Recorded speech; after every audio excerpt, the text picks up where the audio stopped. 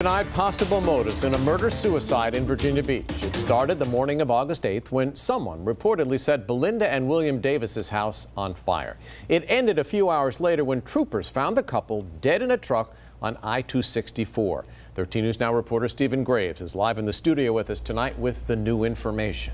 David, this paperwork filed in Chesapeake Circuit Court confirms police think Belinda set her own home on fire. Then the reason for killing herself and her husband could have been because of devastating news she received in the hours before.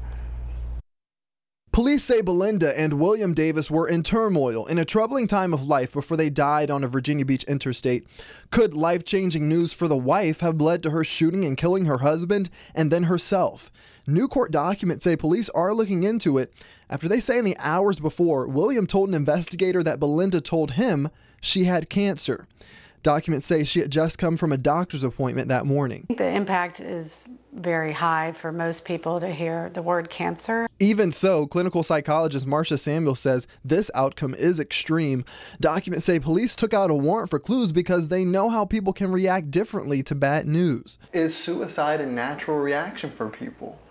I don't consider it a natural reaction. I think it may be more likely to occur in an individual who's already experiencing some depression or already going through some mental health difficulties. Detectives are now searching what they believe to be Belinda's phone.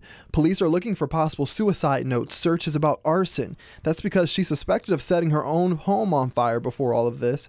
Documents say the couple was slated to be evicted the morning of the incident. Troubling details to hear for Samuels, who says there's always help for people if needed. Know about the resources in your area. I think that it's always beneficial to seek out mental health help if you are really struggling.